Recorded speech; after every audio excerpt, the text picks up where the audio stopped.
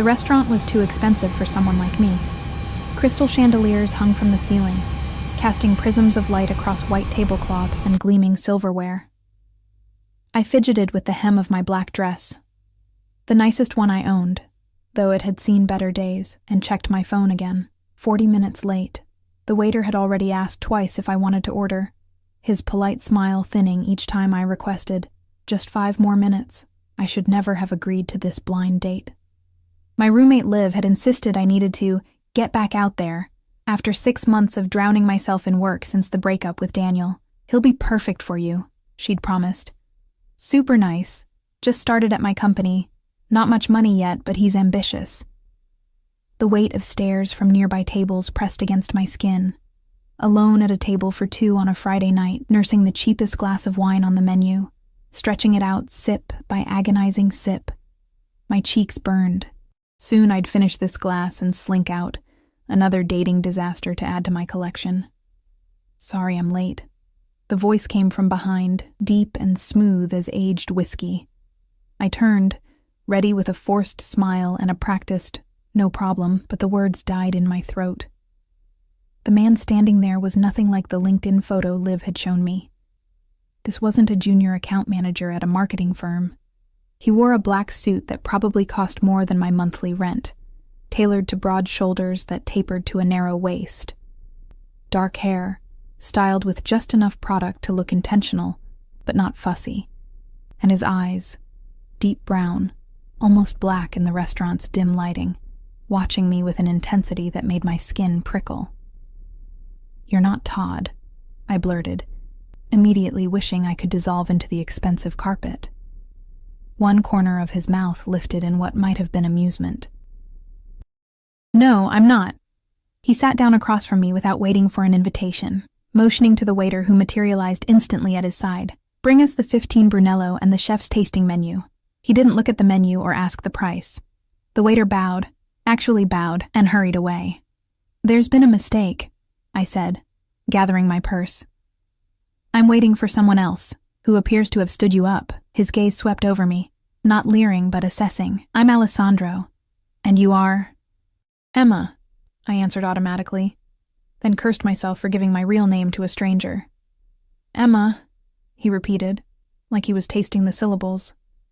"I saw you sitting alone. You looked—" He paused, considering. Interesting, I echoed. That's not usually what men say when they're trying to pick up women. His smile widened fractionally. "I'm not trying to pick you up, Emma. I'm having dinner with you." The certainty in his voice should have sent me running. Instead, I found myself sinking back into my chair as the waiter returned with a bottle of wine that I was certain cost more than my weekly grocery budget. Alessandro nodded permission, and the waiter poured a taste for him. He didn't even look at it, just gestured toward my glass. The waiter filled it, then his. "2 unexpected meetings," Alessandro said, raising his glass. Against my better judgment, I clinked mine against it. The wine was rich and complex, nothing like the cheap glass I'd been nursing. "So, what do you do, Alessandro?" I tried to sound casual, as though I regularly had dinner with mysterious, commanding strangers. "Import-export primarily," he said, the words rolling off his tongue with a hint of an accent I couldn't place. "Mediterranean, maybe. Family business. And you?" "I work at Hudson Gallery downtown."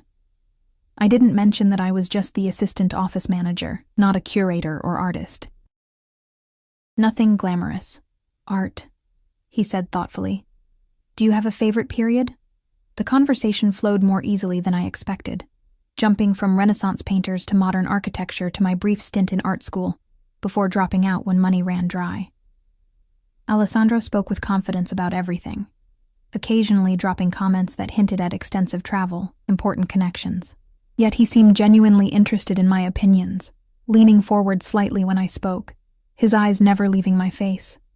The food arrived in a parade of small, exquisite dishes, seared scallops with brown butter, handmade pasta with black truffles, Wagyu beef so tender it melted on my tongue. Each bite was a revelation, and the wine kept flowing, warming my blood and loosening my usual reserve. "Why me?" I asked finally, the question that had been simmering since he sat down. There must be a dozen beautiful women here tonight. Alessandro set down his glass, studying me. Beauty is common. You have something more interesting. His eyes traced the contours of my face. You're observing everything, cataloging details, artist's eyes, and you're afraid. I'm not afraid, I protested. Not of me, he clarified. Of life disappointing you again. I saw it in how you held yourself, waiting for your date who never came, expecting the letdown. His voice softened fractionally. You've grown accustomed to disappointment. The accuracy of his assessment felt like a physical touch, making me shiver. I wanted to deny it, but the words wouldn't come. Instead, I finished my wine, suddenly needing the liquid courage. You're very presumptuous. I'm very right, he countered without arrogance, just certainty. Outside, rain had started to fall, drumming against the windows and blurring the lights of passing cars. The restaurant had nearly emptied, and I realized with a start that we'd been talking for hours. I should go, I said reluctantly, reaching for my purse. It's late. I'll drive you home. It wasn't a question. A flutter of unease mixed with something more dangerous, anticipation, stirred in my stomach. That's not necessary. I can call a cab. In this rain? At this hour? He shook his head once. I insist. Before I could argue further, he stood and held out his hand. I hesitated only a moment before placing my palm against his. His skin was warm and slightly calloused. Not the soft hands I'd expected from someone so polished. He helped me to my feet, then placed his hand at the small of my back, guiding me toward the door. The pressure was light, but unmistakably possessive. The maitre d' handed Alessandro an umbrella without being asked. Outside, the rain fell in sheets, silvery in the streetlights. Alessandro opened the umbrella and drew me close against his side, his arm around my waist as he guided me to the curb. A black SUV with tinted windows glided to a stop in front of us. A large man emerged from the driver's side, opening the rear door without a word. He wore an earpiece and a jacket that didn't quite conceal the bulge of what I was certain was a gun. I froze. Who are you, really? Alessandro's arm tightened slightly around me. Someone who wants to see you again. Get in, Emma. You're getting wet. I should have walked away. Should have run. Instead, I let him usher me into the back of the vehicle, the leather seats butter soft against my bare legs. Alessandro slid in beside me, close enough that I could smell his cologne, something expensive and subtle, with notes of sandalwood and amber. The driver closed the door and returned to his seat. The interior was separated by a partition, giving us privacy. As the car pulled away from the curb, I gave Alessandro my address, trying to ignore the alarm bells ringing in my head. Tomorrow night, Alessandro said as the city lights played across his face. Dinner again? I can't. I lied. I have plans. His eyes gleamed in the darkness. Cancel them. My spine stiffened. I don't take orders from men I just met. Something dangerous flickered across his face.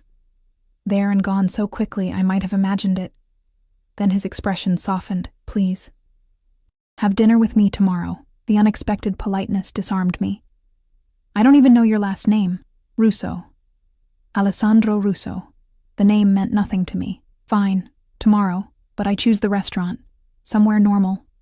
His lips curved in that almost smile. As you wish. I'll pick you up at 7. When the car stopped in front of my apartment building, a shabby walk-up in a neighborhood that had been promising to gentrify for years, I expected Alessandro to recoil. Instead, he stepped out and walked me to the door, his hand returning to the small of my back. The driver remained by the vehicle, scanning the street with practiced vigilance. Good night, Emma, Alessandro said at my door, his voice low. He leaned in slowly, deliberately, giving me time to pull away. When I didn't, he brushed his lips against my cheek, his breath warm against my skin. Until tomorrow. I watched from my window as the SUV pulled away, my heart hammering in my chest. What had just happened? Who was this man? The evening felt dreamlike, surreal. I kicked off my shoes and collapsed onto my bed, mind racing. My phone chimed with a text from Liv. How was Todd? I stared at the message, unsure how to respond. Todd, whoever he was, had never shown up. Instead, I'd spent the evening with a man who commanded rooms without raising his voice, who had a driver with a gun, who looked at me like he could see every secret I'd ever kept. He wasn't what I expected, I typed finally. I slept fitfully that night, dreaming of dark eyes and hands that guided rather than asked. Morning brought clarity, and with it, caution. I Googled Alessandro Russo over coffee and found nothing definitive. Some social media profiles that didn't match the man I'd met, business listings for various Russos around the country. If he was as wealthy as he seemed, his digital footprint was surprisingly minimal. I spent the day restless, alternating between anticipation and anxiety. By 6, I'd changed outfits 5 times, finally settling on jeans and a soft blue sweater that brought out my eyes. If we were going to a normal restaurant at my insistence, I would dress normally. At precisely 7, my phone rang with a call from an unknown number. "Yes?" I answered. "Miss Emma, your car is waiting downstairs." A man's voice, not Alessandro's. "My car?" I moved to the window and peered down. The same black SUV from last night idled at the curb, the driver standing beside it. "Mr. Russo sent me to collect you. There's been a change of plans." My stomach nodded. "What kind of change? Where's Alessandro?" "He had unexpected business to attend to. He asks that you trust him and come with me. He'll explain everything." Every instinct screamed danger. Every romantic comedy warned about getting into cars with strangers. And yet, I found myself grabbing my purse and jacket, locking my apartment behind me. The driver opened the door for me, his face impassive. The back seat was empty. No Alessandro waiting. My pulse quickened with uncertainty as we pulled away from the curb. "Where are we going?" I asked as we headed toward the highway. "The airport, miss." "The airport?" I echoed, alarmed. "I don't have a passport with me. I can't leave the country." The driver's eyes met mine in the rearview mirror. "You won't need one for a domestic flight." "Flight? I never agreed to get on a plane." Panic rose in my throat. What was I doing? I'd known this man for one evening, and now I was in a car being taken to an airport? "Stop the car. I want to get out." "Mr. Russo was very clear about bringing you to him, miss." The subtle threat beneath his polite words sent a chill through me. I reached for my phone, but before I could dial, it buzzed with a text. Unknown number. "Emma, I apologize for the change of plans. Important business required my attention in Miami. I've sent my plane for you. 2 hours, dinner on the beach, and you'll be home tonight if that's what you wish, please." I stared at the message, my thumb hovering over the screen. This was madness. This was the beginning of a true crime documentary. And yet, I found myself typing, "Your plane." The response came immediately, nothing elaborate, just a Gulfstream. "The pilot has filed all the necessary paperwork. All you need to do is arrive." Just a Gulfstream. As though private jets were commonplace, as though this were a normal second date. I should tell the driver to take me home. I should block this number and forget Alessandro Russo existed. Instead, I texted, "See you in Miami." As the SUV approached a private airfield, I caught sight of the jet waiting on the tarmac, gleaming white against the darkening sky. My heart raced as the reality of what I was doing finally hit me. I wasn't just having dinner with a mysterious stranger anymore. I was flying to another city with a man I didn't know, who had resources I couldn't comprehend, and motives I couldn't fathom. And the most terrifying part, despite every warning bell, every red flag, I couldn't deny the thrill coursing through my veins. I was about to step onto a private jet, sent by a man who looked at me like I was the only woman in the world. Danger had never felt so seductive. The Gulfstream's interior was a revelation of luxury. Creamy leather seats, polished wood paneling, and ambient lighting that cast a warm glow over everything. A flight attendant greeted me with practiced deference, taking my jacket and guiding me to a seat. "Miss Walker, welcome aboard. Mr. Russo asked me to ensure your comfort during the flight. Would you prefer champagne or perhaps something stronger? I hadn't told Alessandro my last name." "Champagne," I managed, sinking into a seat that cradled me like a lover. "How did you know my last name?" Her smile never faltered. "Mr. Russo provided your information for the flight manifest." She poured champagne into a flute and handed it to me. "We'll be taking off shortly. The flight to Miami is approximately 2 hours. 2 hours there, 2 hours back, plus however long this surreal dinner would take." I'd be lucky to get home by 2 a.m., and I had work tomorrow. The rational part of my brain was screaming about the insanity of this situation, but that voice grew fainter with each bubble that burst on my tongue. The takeoff was smoother than any commercial flight I'd experienced. Through the window, I watched the city lights recede, transforming into a glittering tapestry below. The champagne warmed my blood, making everything seem dreamlike and distant. "Have you worked for Mr. Russo long?" I asked the attendant when she returned to check on me. "I work for the charter company, Miss Walker," she replied smoothly, "though Mr. Russo is a frequent client." "And does he often fly women to different cities for dinner?" Something flickered behind her professional smile. Caution, perhaps. "I couldn't say, miss." The message was clear. "Don't ask questions about Alessandro Russo." I spent the remainder of the flight alternating between exhilaration and panic. What did this man want from me? Why go to such extravagant lengths for someone he'd just met? The champagne dulled my anxiety, but couldn't erase it entirely. As we began our descent into Miami, my phone chimed with another text. "Alessandro. Almost here. Looking forward to seeing you." The simple message shouldn't have made my pulse quicken, but it did. I touched up my makeup using a compact mirror, grateful I'd chosen waterproof mascara as the Florida humidity hit me like a wall when I stepped off the plane. He was waiting on the tarmac, leaning against another black SUV. The sight of him knocked the air from my lungs. Gone was the formal suit from last night, replaced by dark trousers and a white linen shirt, open at the collar to reveal a triangle of tanned skin. His hair was slightly tousled by the evening breeze, making him look more approachable but no less commanding. When he saw me, his eyes lit with something that might have been pleasure or possession. I couldn't tell which, and the distinction suddenly seemed important. "You came," he said simply, pushing away from the car and walking toward me. "You sent a private jet," I countered. "That's a difficult invitation to decline." His lips curved in that almost smile. "I'm a difficult man to say no to." He reached for my hand, bringing it to his lips in an old-world gesture that should have seemed affected, but instead sent heat spiraling through me. "Thank you for trusting me. I haven't decided if that's trust or poor judgment yet." Alessandro laughed, a rich sound that crinkled the corners of his eyes. "Perhaps both." He placed his hand at the small of my back, that same possessive gesture from last night, and guided me toward the waiting car.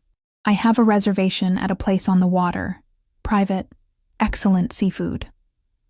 The driver held the door, and I slid into the back seat, Alessandro following. This vehicle was even more luxurious than last night's, with buttery leather and what looked like a fully stocked bar in a hidden compartment. "Your business must be doing well," I remarked as we pulled away from the airfield. "Import-export, you said?" "Among other ventures." His gaze was heavy-lidded, assessing. "Does it bother you? The money?" I considered lying, then decided against it. "It intimidates me," I admitted.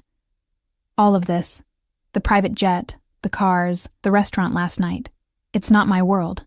"It could be," he said quietly. The simple statement hung between us, laden with implications I wasn't ready to examine. Instead, I looked out the window at the Miami streets, palm trees silhouetted against a sunset sky. The restaurant was on a private stretch of beach, the dining area open to the gentle evening breeze, with candlelit tables set far apart for privacy. The maitre d' greeted Alessandro by name and led us to a secluded table overlooking the ocean. The sound of waves lapping at the shore provided a soothing backdrop to the soft Latin jazz playing from hidden speakers. "You've been here before," I noted, as Alessandro ordered in fluent Spanish without glancing at the menu. "I have properties in Miami," he replied, as casually as someone might mention having a storage unit. "I come here often. Properties, plural, a private jet, a security detail." I leaned forward, emboldened by the champagne from the flight and the absurdity of my situation. "Who are you, Alessandro Russo?" "Really?" He studied me for a long moment, his dark eyes unreadable in the candlelight. "Would the truth frighten you away?" "Probably," I admitted. "But I think I deserve it, considering I just flew across the country with a man I barely know." He nodded slowly, as if coming to a decision. My family has interests in various businesses throughout the East Coast and Europe: real estate, shipping, private banking, security. He took a sip of his wine. Some of these businesses operate in gray areas. Some attract attention from competitors and law enforcement. My mouth went dry. You're saying you're what? A mobster? Alessandro's expression hardened fractionally. I'm saying my family has power, wealth, and enemies. We protect our interests however necessary. The implication hung heavy in the salt-laden air between us. I should have been terrified. Instead, I felt a twisted thrill, as if I'd discovered a secret few were privileged to know. And last night? I asked, my voice barely audible over the waves. Was I just in the right place at the wrong time? His expression softened. You were exactly where you needed to be. He reached across the table, his fingers brushing mine. When I saw you sitting there, waiting for someone who didn't deserve you, something clicked. His thumb traced circles on my palm, each movement sending sparks up my arm. I don't believe in coincidence, Emma. I believe in taking what's meant to be yours. Warning bells clamored in my mind, but his touch drowned them out. I'm not anyone's to take, no? His smile was predatory now, confident. Then why are you here? Before I could answer, our food arrived. A feast of local seafood, fresh and perfectly prepared. The conversation shifted to safer topics. My childhood in a small Midwest town, my abandoned dreams of becoming an artist, my struggle to find meaning in a city that constantly made me feel small and insignificant. Alessandro listened with genuine interest, asking questions that revealed he was actually paying attention. In turn, he shared carefully edited stories of growing up in a powerful family, the weight of expectations, the isolation that came with his position. He spoke of art he'd collected, places he'd visited, but never specific details about his business or the extent of his wealth and influence. By the time dessert arrived, a decadent key lime confection paired with aged rum, I was both more comfortable with Alessandro and more mystified by him. The alcohol and the romance of the setting had lowered my defenses, making it difficult to remember why I should keep my distance. Walk with me, he said after the plates were cleared away. It wasn't a question, but his eyes sought permission. I nodded, and he helped me to my feet, his hand once again finding the small of my back as he guided me from the restaurant to the private beach beyond. We slipped off our shoes at the edge of the sand, the grain still warm from the day's heat. The night was velvet dark, stars scattered overhead like diamond dust, the ocean a rhythmic whisper against the shore. Alessandro kept me close, his arm around my waist. We walked in silence for a time, the intimacy of the moment making words seem superfluous. I have a confession, he said finally, stopping to face me. The moonlight carved shadows beneath his cheekbones, making him look both angelic and dangerous. I knew who you were before last night. My body tensed. What do you mean? Your roommate, Olivia. Her company recently began handling social media for one of my legitimate businesses. His eyes never left mine. I saw your picture on her Instagram. You were at some gallery opening, laughing, your head thrown back. I asked about you. A cold trickle of unease slithered down my spine. You orchestrated our meeting? What about Todd?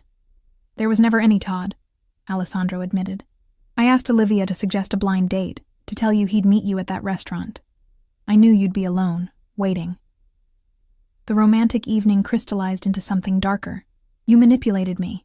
Had your employee lied to me, I created an opportunity, he countered, unapologetic. Would you have agreed to meet me if you knew who I was? What I am? No, I whispered, the truth of it bitter on my tongue. Then don't fault me for knowing what I want and pursuing it. His hand came up to cut my cheek, his touch gentle despite the steel in his voice. And I want you, Emma. I should have pulled away, should have demanded he take me back to the airport. Fly me home.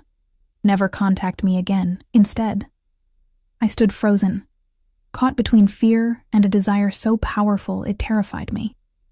Why? The question escaped before I could stop it. You could have anyone. Models, actresses, women from your world. I have no interest in vapid beauty or social connections, Alessandro said, his thumb tracing my lower lip. I've watched you for weeks. The way you lose yourself looking at art. How you help that homeless man outside your building even though you can barely pay your own rent. Your loyalty to friends who don't deserve it. His voice dropped to a near whisper. You're real, Emma. Authentic in a way few people in my life have ever been. The idea that this powerful, dangerous man had been observing me, studying me like a rare specimen, should have horrified me.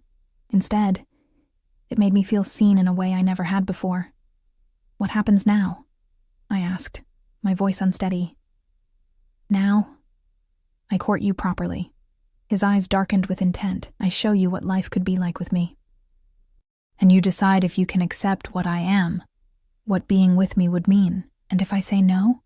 Something flashed across his face. Anger, frustration, determination. Before his features settled into careful neutrality. I'm not accustomed to hearing that word, Emma. But for you, I would try to respect it. Try. The ambiguity of that single word hung between us. Before I could respond, his phone buzzed. Alessandro checked it, his expression hardening as he read the message. We need to go, he said, all warmth vanishing from his voice. Now. What's wrong? Business. He was already guiding me back toward the restaurant, his grip on my waist firmer than before, the kind that can't wait. The driver was waiting with the SUV, engine running. Alessandro helped me inside, then spoke rapidly to the driver in Italian, too fast for me to catch even if I'd understood the language. The urgency in his tone needed no translation. Is everything okay? I asked as we pulled away, tires spitting gravel. Nothing for you to worry about. Alessandro took my hand, his thumb rubbing circles against my palm, in what seemed like an unconscious gesture.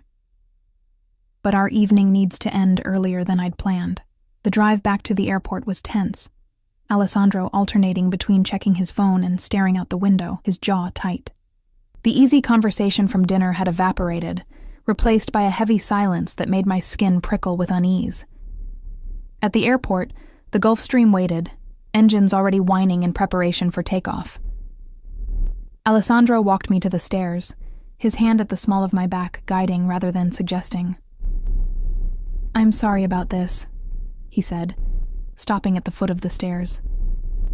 It wasn't how I planned our evening to end. It's fine, I lied, unsure what else to say. The romantic spell of the beach had broken, revealing the harsh reality of who this man was. Someone whose business could derail plans in an instant, whose life operated on a different plane than mine. Alessandro stepped closer, one hand sliding to the nape of my neck. I'll call you tomorrow, he said, his eyes searching mine. Then he leaned in, his lips brushing against mine in a kiss that started gentle but quickly turned hungry, possessive.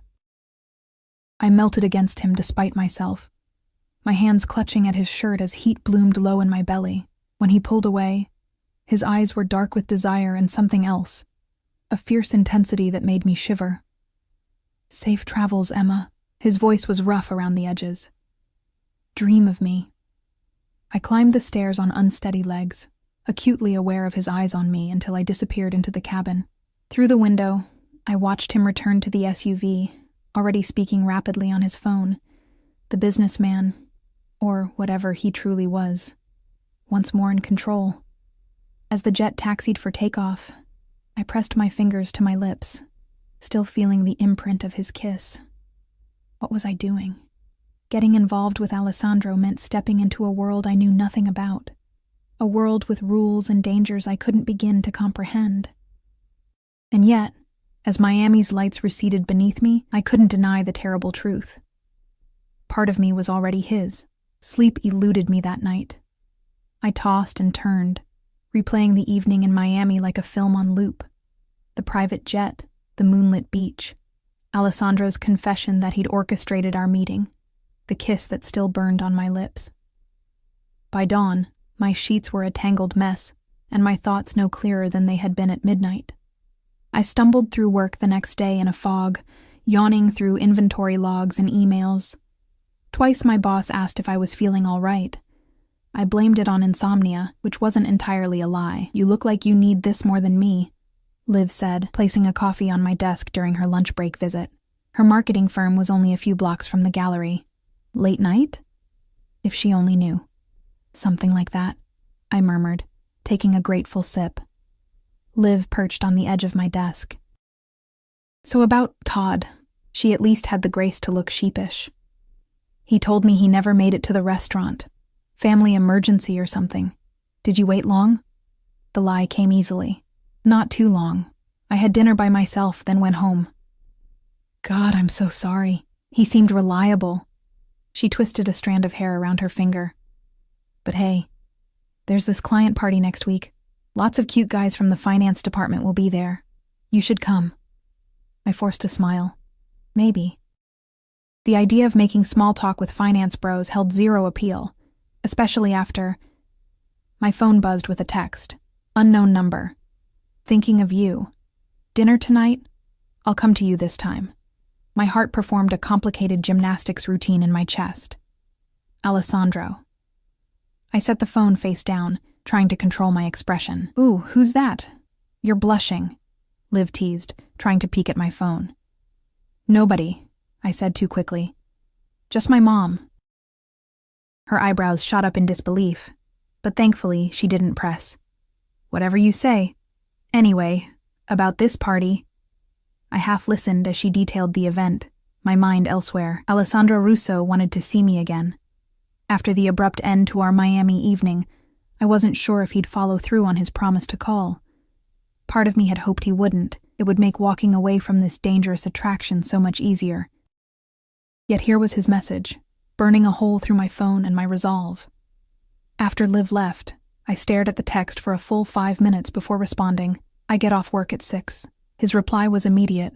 I'll pick you up at 7. Casual attire. That evening, I changed 3 times before settling on dark jeans and a soft emerald sweater that brought out the green in my hazel eyes. I left my hair loose around my shoulders the way it had been in Miami when he kissed me.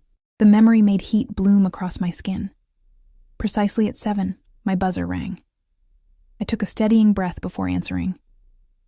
Yes? It's Alessandro. No driver this time.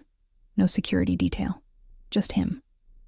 I buzzed him in and opened my apartment door, heart hammering as his footsteps approached. When he rounded the corner of the stairwell, the sight of him stole my breath. Gone was the business mogul in tailored suits. Gone was the Miami playboy in linen. Tonight he wore dark jeans, a charcoal sweater, and a leather jacket that hugged broad shoulders. He looked almost normal, if normal men resembled Italian fashion models with dangerous eyes. Emma. My name in his mouth sounded like a caress. He approached slowly, as if giving me time to retreat, then leaned in to press a kiss to my cheek. His scent enveloped me, that same subtle cologne with notes of sandalwood and something darker. You look beautiful. Thank you, I managed, suddenly awkward in my own doorway. Do you want to come in for a minute? I just need to grab my coat. Alessandro stepped inside, his gaze sweeping my apartment in one assessing look. I saw it through his eyes, the secondhand furniture, the paint-splattered easel in the corner, the mismatched dishes drying on the rack. My cheeks burned with embarrassment. Your work? He asked, moving toward the canvas propped against the wall, an unfinished cityscape in oils, all muted colors and sharp angles. Just a hobby, I said, grabbing my coat from the closet. Nothing serious. He studied the painting, his head tilted slightly. You have talent. The perspective is unusual, melancholy but not without hope. He turned to me. Why did you abandon it? Art school, I mean. I shrugged, uncomfortable with his insight. Money, reality, pick your poison. Something flickered in his eyes, understanding or perhaps calculation. Reality is malleable, Emma, especially with the right resources. Before I could decipher his meaning, he offered me his arm. Shall we? I made reservations at a place I think you'll enjoy. To my surprise, Alessandro drove himself, a sleek black Aston Martin that purred like a panther as we navigated through evening traffic. No driver, no security that I could see. It felt almost like a normal date. Where's your entourage? I asked, running my fingers over the butter-soft leather of the seat. His lips quirked. I don't need security for every outing, though they're never far. He glanced at me, his profile sharp against the city lights. Does it make you more comfortable thinking we're just two people on a date? Is that what this is? A date? What would you call it? I stared out the window, watching raindrops begin to spatter against the glass. I don't know what to call any of this. The restaurant, Miami, the things you told me on the beach. It doesn't fit into any category I understand. Alessandro was quiet for a moment, his hand steady on the wheel. And yet you're here. I'm here, I echoed, the simple admission feeling like a surrender. The restaurant was a small Italian place tucked away on a side street, with worn wooden tables and candles stuck in wine bottles. Nothing like the opulent establishments of our previous meetings. The hostess greeted Alessandro with a cry of delight, kissing both his cheeks and speaking rapid Italian. He responded in kind, his hand never leaving the small of my back. Family friend, he explained, as she led us to a secluded corner table. My father knew her husband in Naples. This place has the most authentic carbonara in the city. Over dinner, which was indeed spectacular, Alessandro seemed determined to keep the conversation light. He asked about my day, told amusing stories about his travels, steered clear of any mention of his business or the abrupt end to our Miami evening. By the time we finished a bottle of Barolo, I'd almost convinced myself this could be normal. Almost. You're staring, he noted, setting down his espresso cup. What are you thinking? That I don't know which version of you is real, I admitted. The power broker with private jets and security details, or this, I gestured between us, the man who knows the owner of a hole-in-the-wall Italian restaurant and talks about art. Alessandro leaned forward, his dark eyes intent on mine. They're both real, Emma. I contain multitudes, as do you. He reached for my hand, his thumb tracing patterns on my palm that sent electricity up my arm. The question isn't which version is real. It's which version you can live with. The weight of his words settled in my chest.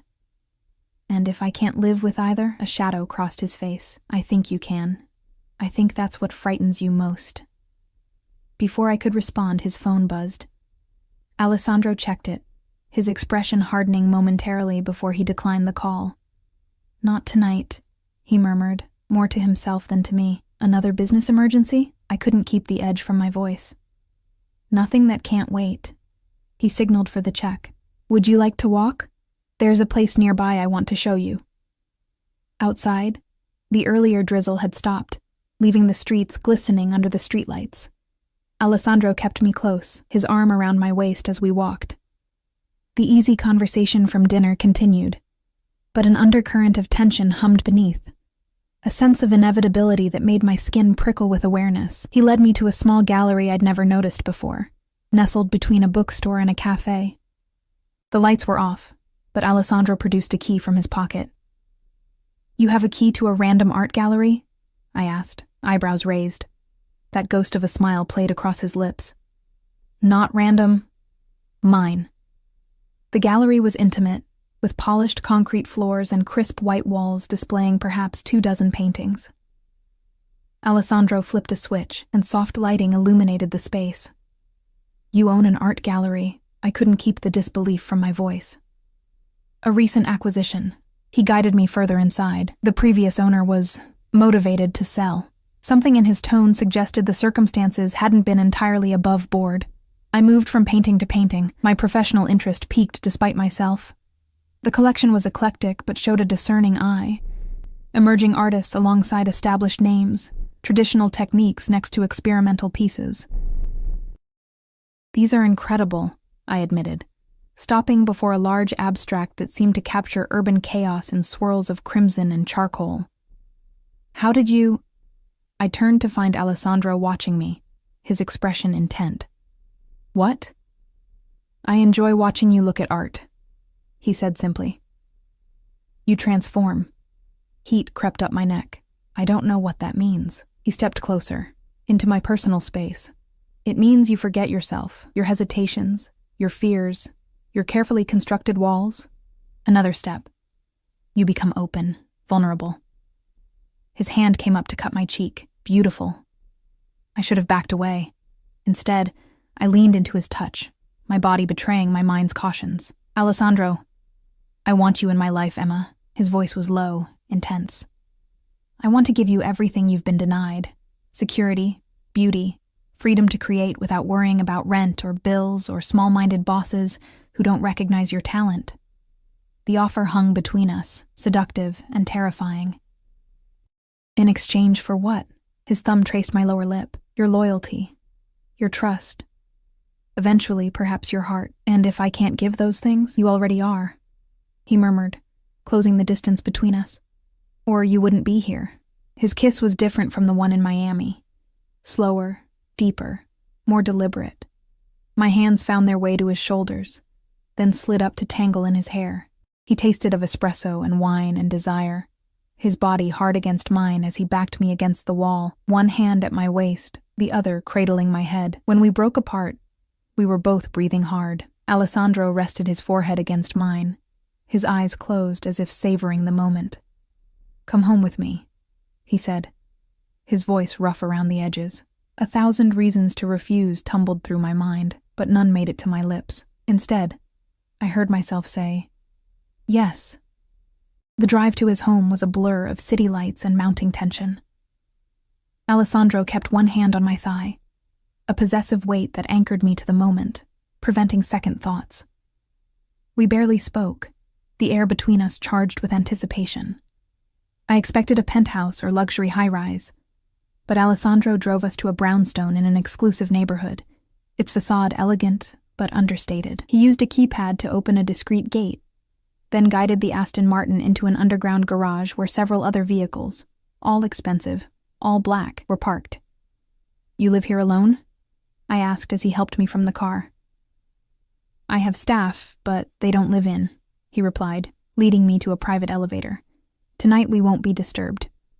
The elevator opened directly into the main living area, an open concept space with soaring ceilings, minimalist furniture in shades of cream and gray, and floor-to-ceiling windows overlooking the city.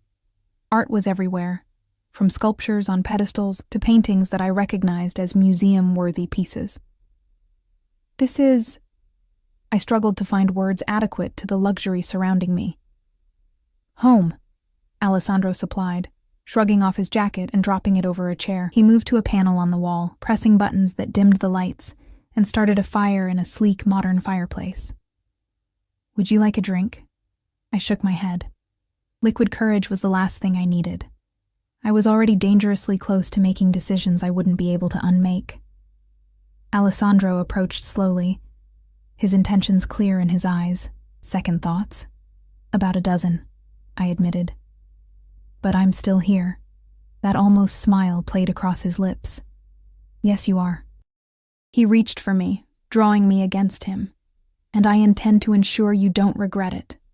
What followed was a slow, deliberate seduction, Alessandro's hands and mouth learning my body with the same intensity he seemed to apply to everything. He took his time, as if we had all night, all week, all our lives ahead of us, and I let myself be carried away on the tide of sensation, forgetting all the reasons this man was dangerous, remembering only the way he made me feel. Seen, desired, alive. Later, lying in his ridiculously large bed, sheets tangled around our bodies, I traced patterns on his chest and tried not to think about what came next. Alessandro's fingers combed through my hair in lazy, possessive strokes. "Stay," he murmured against my temple. "Tonight?" "Tonight. Tomorrow. As long as you want." I propped myself up on one elbow, studying his face in the dim light. "I have a job, Alessandro. A life. I can't just disappear into yours." A shadow crossed his features. "Your job barely pays your rent. Your life consists of working for people who don't value you, dreaming of creating art you never have time to make." The accuracy of his assessment stung. "That doesn't mean I can abandon everything to become your, what, mistress, kept woman?" "Partner," he corrected, his voice hardening slightly. "I'm offering you partnership, Emma. A life where you're valued, where your talents are nurtured, where you want for nothing. In your world," I countered. "With your rules, your enemies." Alessandro sat up, the sheet pooling at his waist, revealing a torso mapped with scars I'd explored with my fingers and lips, evidence of the violence in his world. "Yes, in my world, which has its dangers, but also its protections." His eyes held mine, unflinching. No one would dare touch what belongs to me. That word, belongs, should have sent me running. Instead, it sent a shiver of something dangerously close to desire down my spine. I need time, I said finally. This is a lot. He studied me for a long moment, then nodded once. Time you shall have, but not distance. Before I could ask what he meant, his phone rang, a different tone than before, sharper, more insistent. Alessandro cursed under his breath, reaching for it. This had better be important, he answered, his voice suddenly cold, all traces of the passionate lover gone. He listened for a moment, his expression darkening. When? Another pause. Lock it down. No one in or out. I'm on my way. He ended the call and turned to me, conflict evident in his eyes. Let me guess, I said, already reaching for my clothes. Business. I'm sorry. For once, he actually sounded it. There's a situation that requires my immediate attention. I nodded, pulling on my jeans with as much dignity as I could muster. Of course, I'll call a cab. You'll do no such thing. Alessandro was already dressing, his movements efficient. My driver will take you home. I'd take you myself, but it's fine. I cut him off, not wanting to hear the excuses. The magical evening was evaporating, reality intruding like an unwelcome guest. I understand. He crossed to me, cupping my face in his hands. Do you? Because this isn't rejection, Emma. This isn't me choosing business over you. It's me handling a threat so I can return to you without endangering what we're building. The intensity in his eyes made my breath catch. What are we building, Alessandro? A future, he said simply. One where you never have to doubt your worth or your place again. He kissed me, hard and possessive. Wait for me. 2 days, at most. Then we'll continue this conversation. I wanted to argue, to demand more information, but the urgency in his movements told me this wasn't the time, so I finished dressing in silence, gathering my dignity along with my clothes. As promised, a car was waiting when we reached the garage. Not the Aston, but a black Mercedes with tinted windows, and a driver I recognized from the first night. Alessandro helped me inside, then leaned in for one final kiss. 2 days, he repeated, his eyes holding a promise that made my stomach flip. Then I'll come for you.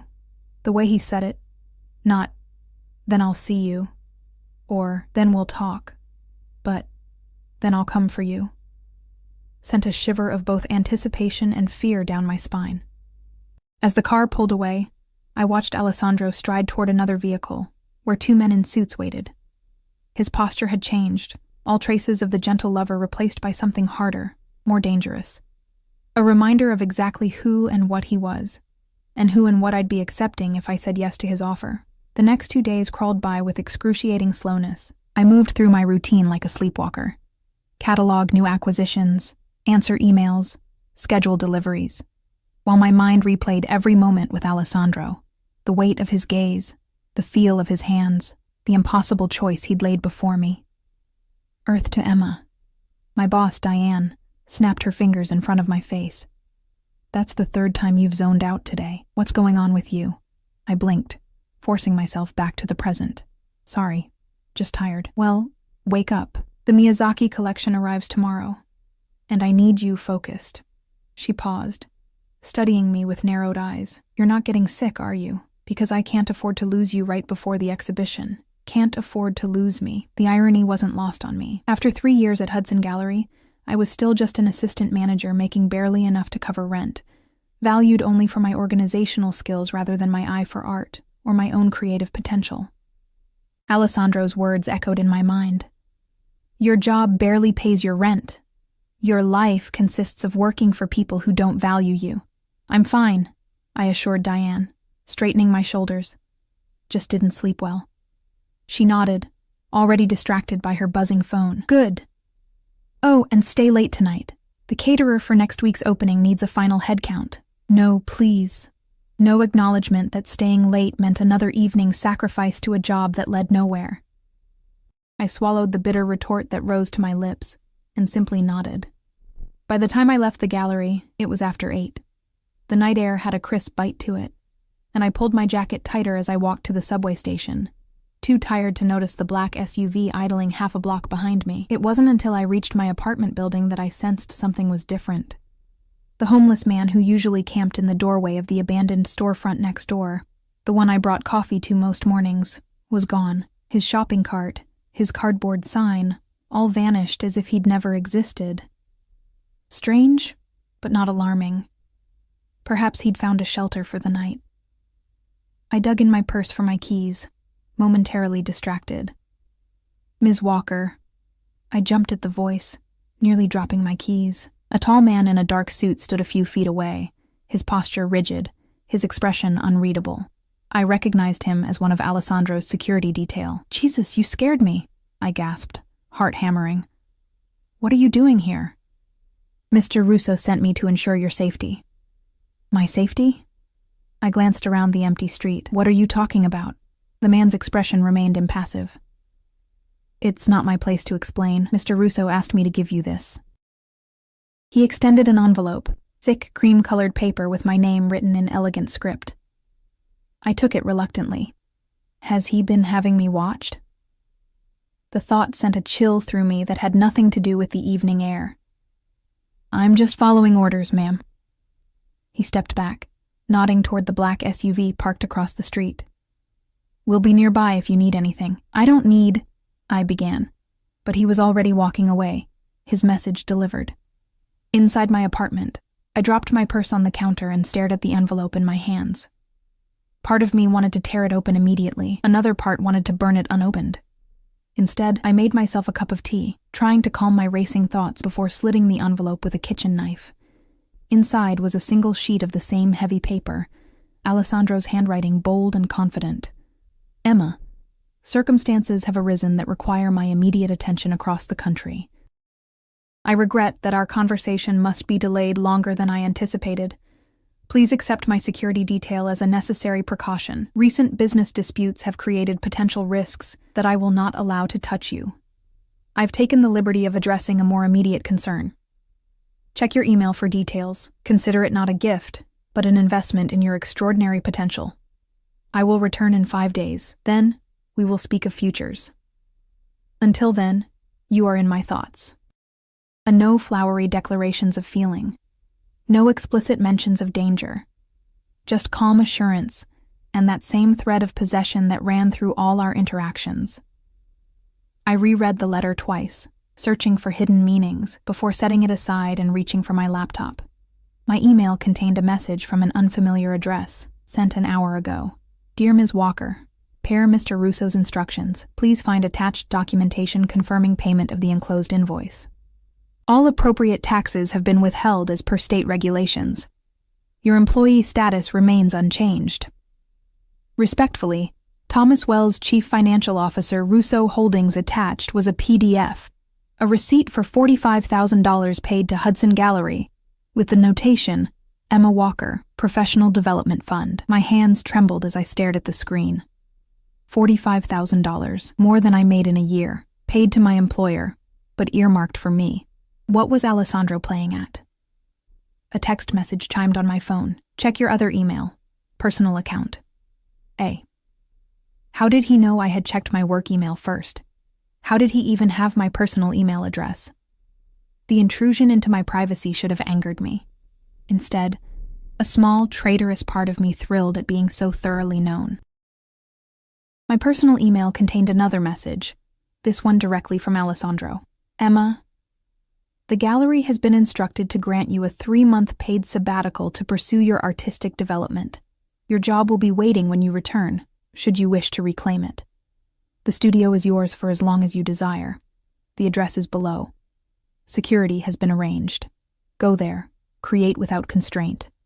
And when I return, show me what freedom looks like through your eyes." Attached was a lease agreement for a loft space in the city's arts district, the kind of studio I could never afford on my salary, paid in full for 1 year, with my name as the tenant. I sank onto the couch, mind reeling. Alessandro had effectively bought me 3 months of freedom, a space to create, all without asking permission. The presumption was breathtaking, the generosity, overwhelming. The control, terrifying, and yet, the thought of 3 uninterrupted months to paint, to create, to rediscover the artistic voice I'd sacrificed to practicality years ago, it called to something deep within me, a hunger I'd tried to ignore for too long. Sleep eluded me that night, my mind a battlefield of conflicting emotions. By dawn, I'd made a decision of sorts. I would accept the sabbatical and the studio, not as a commitment to Alessandro or his world, but as an opportunity to reconnect with myself, to create from a place of freedom rather than desperation, to find strength in my own voice before facing the choice he'd laid before me. The next morning, I called in sick to work for the first time in 3 years, then spent an hour on the phone with Diane, who was surprisingly accommodating after I mentioned the professional development fund that had appeared in the gallery's account. "Mr. Russo explained everything," she said, her tone warmer than I'd ever heard it. "He's quite invested in nurturing local talent. We're happy to support your artistic development, Emma. Take all the time you need." I wondered exactly what everything entailed, what story Alessandro had spun to make my sudden sabbatical seem normal. But I didn't ask, just thanked her and promised to stay in touch. The studio was in a converted warehouse, the kind of space featured in architectural magazines. Soaring ceilings, exposed brick, massive windows that bathed the room in natural light. A note on the industrial steel door directed me to place my thumb on a sleek biometric reader. The lock clicked open at my touch, programmed to recognize me before I even knew the space existed. Inside, I found a painter's paradise, easels of various sizes. A supply cabinet stocked with paints, brushes, canvases, all high-end professional quality, a sitting area with comfortable furniture, a small kitchenette, a bathroom with a shower, even a loft bed tucked into a corner, suggesting the space could be lived in if desired. On a workbench by the windows sat a sealed box with my name on it. Inside was a brand new laptop, a smartphone still in its packaging, and another note in Alessandro's handwriting. "Secure devices. Use them to contact me if needed. The number is programmed. Create without constraint." I set the devices aside, uncomfortable with the implication. But the rest of the studio called to me, the blank canvases, the untouched paints, the possibility contained within these walls. For the first time in years, I felt the stirring of true inspiration. That day, I lost myself in preparation, stretching canvases, organizing supplies, sketching preliminary ideas. By evening, I was covered in charcoal dust and happier than I'd been in months. I returned to my apartment only to pack a bag with clothes and essentials. The studio had everything else I needed. The next morning, I arrived early, eager to begin. The security man, a different one from the previous night, nodded to me from his position across the street. I acknowledged him with a small wave, no longer unsettled by the protection. If anything, it allowed me to focus entirely on my work, knowing the outside world couldn't intrude. Days blurred together as I fell into a rhythm of creation. I painted from dawn until my eyes could no longer focus, stopping only for quick meals and brief naps on the loft bed. The work poured out of me, cityscape after cityscape, but transformed through memory and emotion. The anonymous urban canyons I'd always painted now contained shadows that might be figures, windows that hinted at stories within, edges softened by the possibility of connection. On the 4th day, I received a text on the new phone. Progress? No signature, but none was needed. I hesitated, then snapped a photo of the canvas I was working on. A nighttime scene of the city as seen from above, lights glimmering like fallen stars, with a single illuminated window in the foreground suggesting warmth amid the vastness. I sent it without comment. His response came minutes later.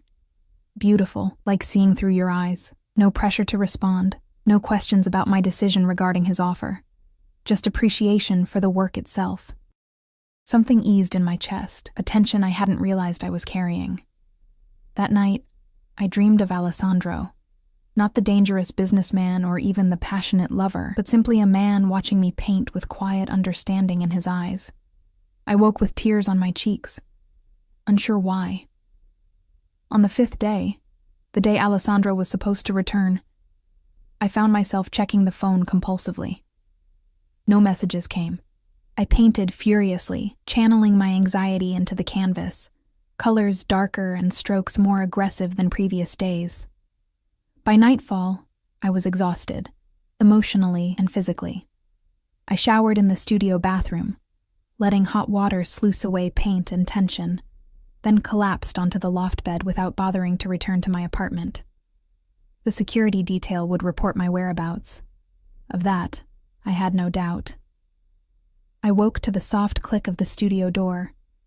The space was dark except for a small lamp I'd left on near the sitting area, casting long shadows across the floor. For a moment I thought I'd imagined the sound. Then a figure stepped into the pool of light. Alessandro. He looked different, harder, more dangerous than I remembered.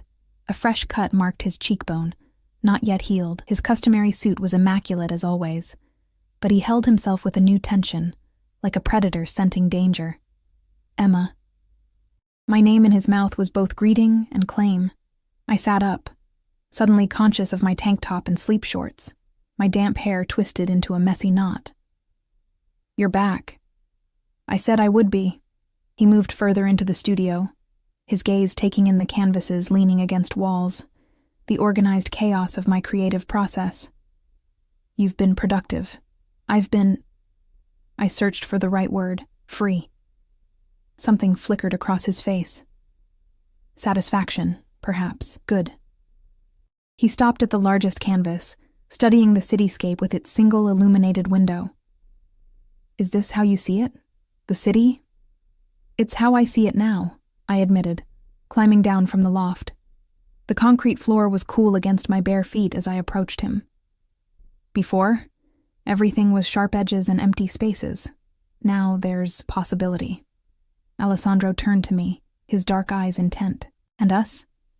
Do you see possibility there as well? The question I'd been avoiding for days, laid bare with characteristic directness.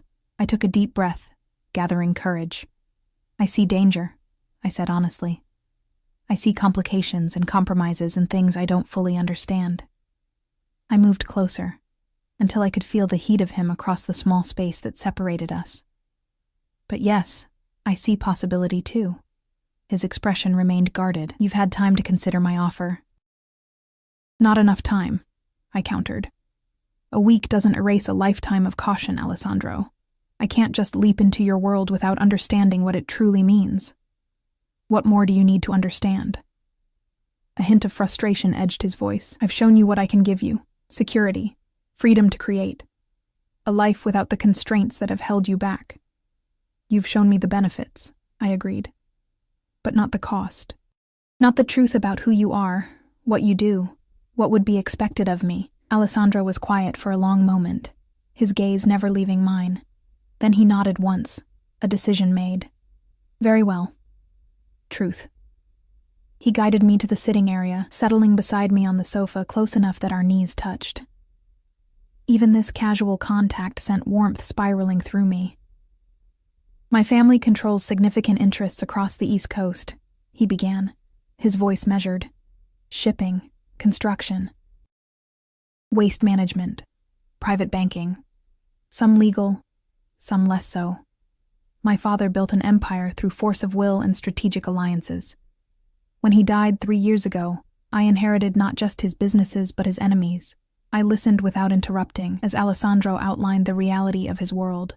Territory disputes with rival families, corrupt officials on payroll, the constant vigilance required to maintain power and protect what was his. He spoke of violence as a necessary tool, of loyalty as the highest virtue, of a code of honor that operated outside the law but was no less binding. The threat that called me away, he continued, was an attempt by the Cabrini family to move on one of our operations in Miami. An incursion that required decisive response. His eyes held mine, unflinching. I won't pretend my hands are clean, Emma. I've done things that would horrify you. I will do more if necessary to protect what's mine. And that would include me?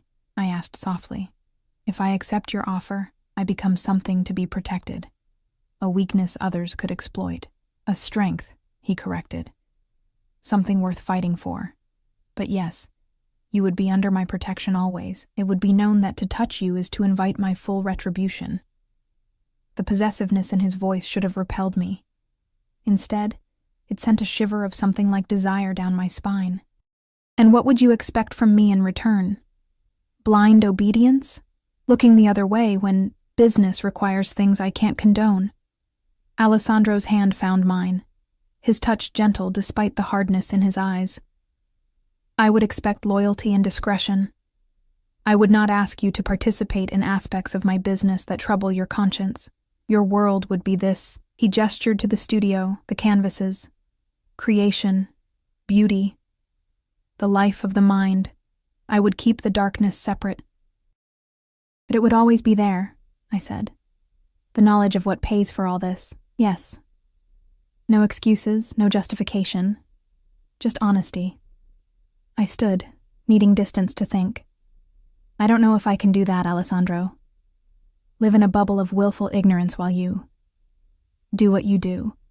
He rose as well, closing the distance between us. Then don't. Know me, all of me, question me, challenge me. But do it at my side, not from a distance. As what? Your mistress? Your wife? The words escaped before I could stop them. Alessandro's eyes darkened. As my partner, my equal in all things that matter. His hand came up to cut my cheek. Eventually, yes, as my wife. I am possessive of what I value, Emma. I make no apologies for wanting to bind you to me in all ways possible. The raw honesty of his declaration stole my breath. This dangerous, powerful man was offering me everything. Security, freedom, passion, a future unbound by financial constraints. All I had to do was accept his world with all its shadows. I need you to understand something, I said, covering his hand with mine. If I choose this, choose you, I won't be kept in a gilded cage. I won't look away from uncomfortable truths or stop questioning when something seems wrong. A smile ghosted across his lips. I would expect nothing less. Your spirit, your integrity, these are what drew me to you. And if someday those qualities put us at odds, if my conscience can't reconcile with your choices, then we will face that day together, he said simply. I don't ask for blind faith, Emma. Just the chance to build something worthy of your trust. I studied his face, the cut on his cheekbone, the intensity in his eyes, the slight softening of his mouth when he looked at me. A man of violence and power, yes.